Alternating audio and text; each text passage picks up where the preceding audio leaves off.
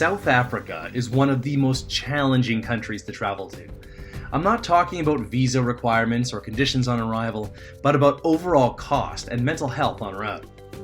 To me, the cost was worth it. The dream of volunteering on an animal conservation had been one of my goals for years. I didn't want to wind up on some random, elaborate tourist tour. I wanted to see what life was like on an actual reserve. I wanted to be hands-on. I wanted to be part of the action. After a lot of research, I chose to go with Siyafunda on their Makalali Reserve west of Kruger National Park for 1 week. The majority of the cost of the programs are a donation, not actual incurred fees. The exorbitant costs probably also help deter casual tourists that aren't serious about the programs. Depending where you're traveling from and also your budget, round-trip flights can often run around $1,000 to $1,500. My best advice is to be flexible with your dates and plan well ahead. Make good use of the graph on Google Flights or Skyscanner to pick the best dates for travel. There's a very good chance you'll wind up having at least a couple layovers with time to kill. If you're like me and opted for the rock-bottom price, you'll have a 30-plus hour flight from North America and layovers of upwards of 10 hours. Occasionally, you'll come across airports with sleeping chambers and even showers. But more often than not, I find myself cozying up into a dark corner somewhere, or in the airport lounges. Bring a sleeping mask and earplugs. Those will help save your sanity. And of course, an activity that you know will keep your mind entertained and satisfied, while fatigued for a prolonged period of time. My first stop was the Cradle of Humankind, which was about 50 kilometers northwest of Johannesburg. The museum contains numerous skulls and artifacts from our distant ancestors. One nicknamed Mrs. Pless, which is apparently over 2 million years old. I've never been a huge fan of museums and reading signage, so the real fun began when we suited up and headed into the Sterkfontein Caves. These caves are pretty special because they produced more than a third of the hominid fossils found before 2010. The original discovery can be attributed to Robert Broom in 1935, a Scottish-South African doctor and paleontologist.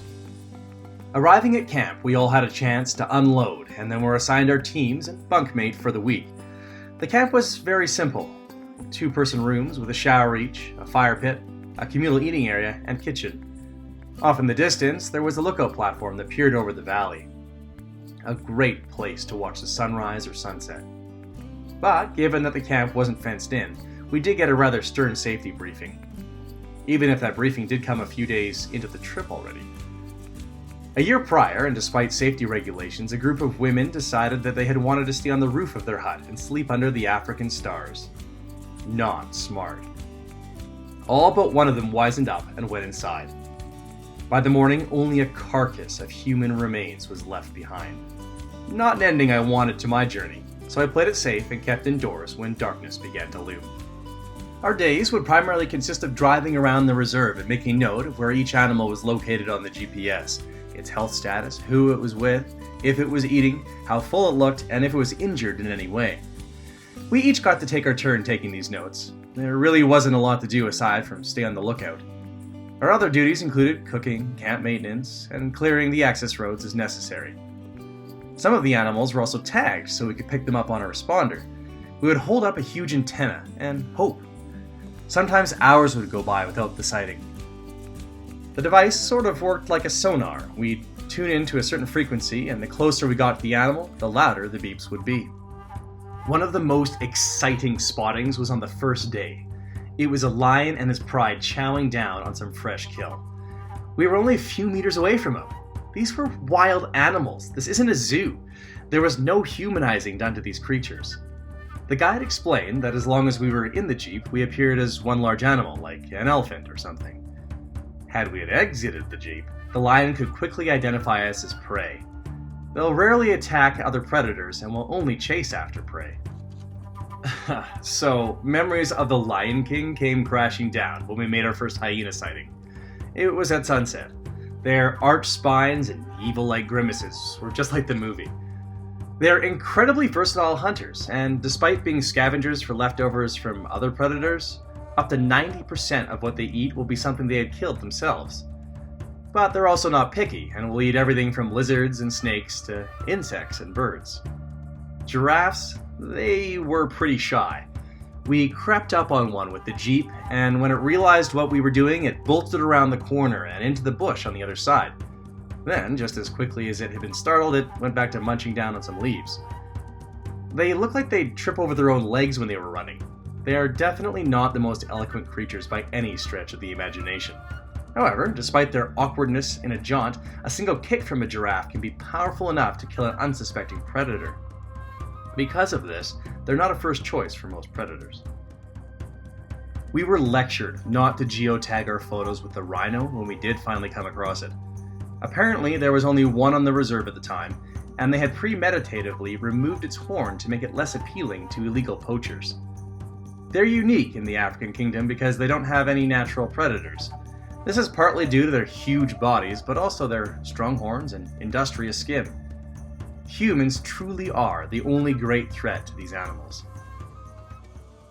The hippos were incredibly elusive, and we barely caught more than a glimpse of them below the waterline. Weighing up to 3,200 kilograms, they can also come with impressively huge teeth, up to 1.3 feet in length. In a given night, they chow down on up to 40 kilograms of grass. While they are herbivores, they can also be incredibly territorial and have been known to kill humans and other animals. It had been a long day, and we were tired. And as the sun set, we found a herd of docile buffalo grazing in the nearby field. This one truly felt like a postcard moment, and we hung around till the sun had completely gone down, just admiring them.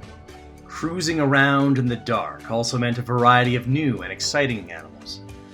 We hauled out our spotlight, and our guides would occasionally motion for us to get ready with our cameras. I had no idea how they could spot these creatures in the dark. I certainly couldn't see them. Now, those were some really impressive skills. While I didn't catch many of their names, they were usually the meeker varieties of animals that would have made easier prey. The elephants were marching around in big groups, with quite a few babies in tow. The cuteness factor was off the scale. One of the oldest of the males in the group was in heat.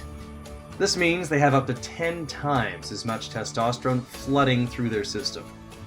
He was also dribbling a constant trail of urine, which apparently is supposed to advertise their sexual availability. One of the females in the group wasn't taking well to his advances, but that didn't seem to deter him. Zebras were as common as horses are in Canada. They were everywhere. We were literally dazzled every time when they'd make appearances, though. After all, that's what you call a group of them, a dazzle.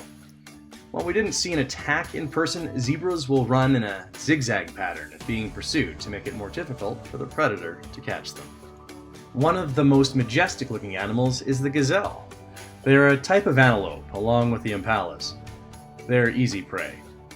While they're quite skittish, their giant, uniform horns and faces that almost look like they've been done up by a makeup artist commands a powerful visage.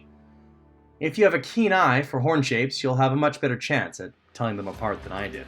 After my week of sunburns, fire pits, card games, and all the dream animals drew to a close, I imparted some words of wisdom with chalk on the dining table, as those before me had done. Around Johannesburg, there are a number of amazing natural wonders. I booked a private tour through Blyde River Canyon and headed out for the day. After meandering through gorgeous mountain passes, we arrived at the lookout for the 3 Rondavels. They're named after the chief's 3 wives. There's no hike here, but it's a great photo stop. Back in Canada, there's a place called the Souk Potholes on Vancouver Island. Bourke's potholes looked like a super-sized version of these. Massive rock canyons with countless tiny little pools etched into them over time. I strode along the network of interconnecting bridges, admiring waterfall after waterfall. A quick stopover at Lisbon Falls before lunch for the steep descent to view the 94-meter natural wonder. While undoubtedly nothing compared to the wonder of Victoria Falls in Zambia, it was still refreshing to have the mist cool me down during the scorching days. God's Window is a view 900 meters above the forested indigenous valley below. The cliff faces look sheared by some massive force long since forgotten. The tribal homes in the movie The Time Machine could have easily been filmed here, or perhaps a scene from Pirates of the Caribbean. It looked like the stereotypical spot where the hero gets stuck at the precipice with the bad guys quickly in tow. While crime throughout all of South Africa is quite bad, Cape Town is quite a bit safer to trek around than Johannesburg, as long as you're not out after dark. Just like the UK, drivers are on the left side of the road, but after recently coming off of the craziness of Italian roads and not wanting to worry about carjackings, I booked myself in for a nice relaxing tour of the Cape Peninsula. The first adventure was a boat tour to Seal Island. Now, maybe it's just because I grew up outside of Vancouver, Canada, where sea life is abundant, but I wasn't quite as pumped as the other tourists. The better views were as we continued en route through Chapman's Peak for a view of Simonstown. The Cape of Good Hope is located at the most southern part of South Africa. Monkeys and ostriches are hanging out just like the other gawkers. Didn't dare get too close in case they decided they wanted to, duke it out. I booked it up the stony pathway for a view from the peak at the lighthouse just before rejoining my tour. I embraced the massive smorgasbord of African wild game with another tourist flying solo as we approached Boulders Beach Penguin Colony.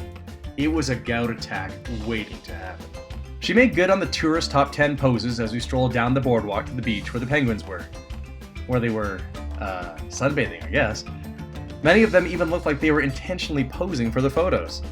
As we all know, they mate for life, but did you know that the African penguins dig nest burrows with guano? That's the feces of seabirds and seals. So that's how you win over a mate, huh? Kirstenbosch National Botanical Garden was a festival of color, winding pathways, and wide open green spaces. The perfect chance to see some local foliage. It was substantially bigger than planned, so I had to book it out of there so I could meet Geisha on time. Every time I travel solo, I use Tinder or other dating apps to meet locals. My philosophy is that you can't just easily go up to a random stranger and invite them to join you for the day. That would be weird. But that works almost 100% of the time on Tinder. You just have to make sure they know that you're only around for a few days and that you're not looking for a hookup. I wanted that postcard shot of Cape Town. So, we booked ourselves a private helicopter tour and took off for the painfully scenic panoramic flight around Table Mountain, the iconic hill that I'd be trekking up later that day, despite the weather beginning to turn sour. She was a lot of fun, and provided some cautionary insight into not doing the trek solo, due to the potential for muggings. Having run a hiking club for 10 years, I had some experience on my side. I loaded up all trails for the route and bolted to the summit. Despite the wildly exaggerated trip times online, it only took me about 2 hours round trip. The clouds started to roll in and began to cover the top of the mountain. I was beginning to worry I'd have another repeat of Blue Mountain in Jamaica. When I'd get to the top, there wouldn't be any view. Luckily, the clouds actually provided an aura of mystery and beauty to my photos in the end, and I did manage to get a view of the coastline. The path was increasingly steep, uneven, and potentially dangerous for any non-hikers. If you're not in the mood to break a sweat, just take the gondola ride to the top. As usual, it was now time for my luxury ending to the trip. South Africa is famous for its Paarl, Stellenbosch, and Swartland areas, and with my friends, I am famous for making my own homebrewed wine. Suffice it to say, I love the stuff. I absolutely wasn't prepared, though, for the amount of driving time. In the end, I think we only hit up about 3 or 4 wineries and had over an hour to sample at each. Anyone familiar with wine tastings know that you don't need more than about 20 minutes. I spent my free time kicking back in the sun and relaxing. I wandered the towns, doing my best to squeeze in the last few stellar photo ops to remember the lush countryside. Would I go back? While I did have one of the most memorable experiences of my life, especially at the Animal Reserve, it was another amazing adventure in the books, and I don't feel like I really left anything out. I look forward to the next destination.